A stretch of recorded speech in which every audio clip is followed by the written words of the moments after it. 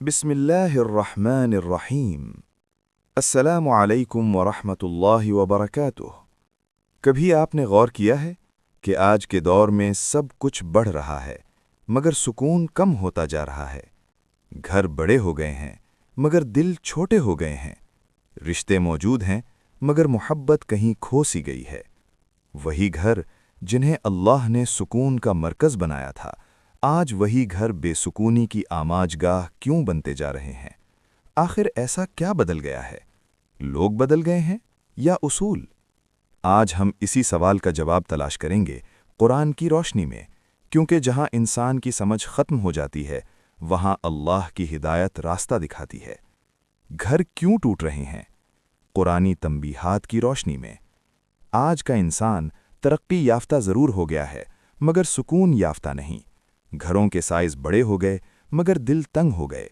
सहूलतें बढ़ गईं मगर बर्दाश्त कम हो गई।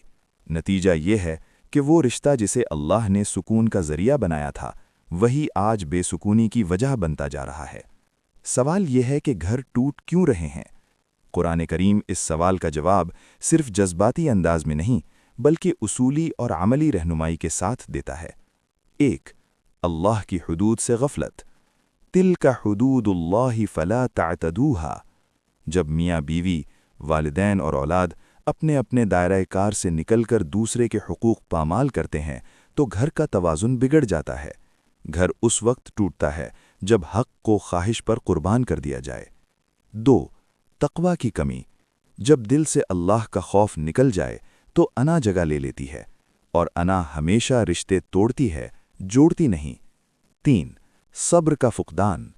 इन्नल्लाह मअस्साबिरीन। घर इसलिए नहीं टूटते कि मसला बड़ा होता है, बल्कि इसलिए टूटते हैं कि बर्दाश्त छोटी हो जाती है। 4. शैतान की कामयाब चाल। जब घर में ज़िक्र कम और गुस्सा ज़्यादा हो जाए तो समझ लें शैतान ने डेरा डाल लिया है। 5. कुरान से दूरी। जिस घर में कुरान नहीं पढ़ा जाता वहाँ हिदायत की रोशनी कैसे आएगी? 6. शुक्र की जगह शिकायत। हम नेमतों को छोड़कर शिकायतों को गिनते हैं और यही रवैया मोहब्बत को ख़त्म कर देता है। 7. आखिरत की फ़िक्र का ख़ातिमा। जब रिश्ता सिर्फ दुनिया के लिए हो तो वो कमज़ोर हो जाता है, मगर जब अल्लाह के लिए हो तो वो इबादत बन जाता है। हल क्या है?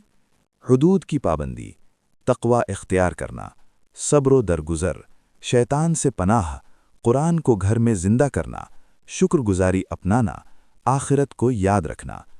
घर दीवारों से नहीं किरदार से बनते हैं, और रिश्ते मोहब्बत से नहीं अल्लाह की इताअत से मजबूत होते हैं।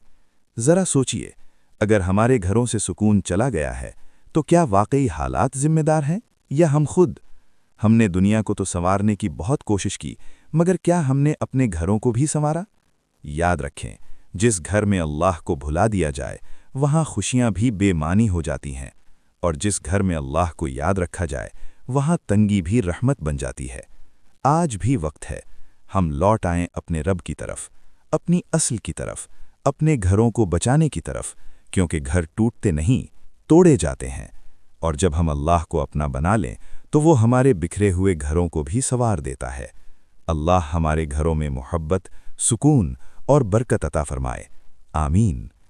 मेरे काबिल एहतराम सामईन, अगर आज की ये बात आपके दिल को छू गई है, अगर इन अल्फाज ने आपको एक लम्हे के लिए रुक कर सोचने पर मजबूर किया है, अगर आपने महसूस किया है कि वाकई हमें अपने घरों को बचाने के लिए बदलना होगा, तो ये सिर्फ एक वीडियो नहीं, ये एक पैगाम है जो दिल से निकला है और दिल तक पहुंचने के लिए है।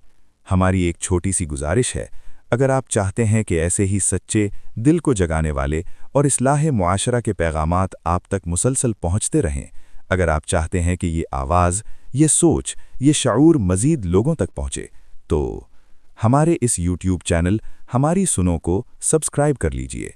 ये सिर्फ एक क्लिक नहीं होगा, ये एक नेकी में हिस्सा होगा, ये एक पैगाम को आगे बढ़ाने का ज़रिया होगा। हो सकता है आपका ये एक सब्सक्राइब किसी और के टूटते हुए घर को बचा ले, किसी के दिल में नरमी पैदा कर दे और किसी को अल्लाह के करीब ले आए।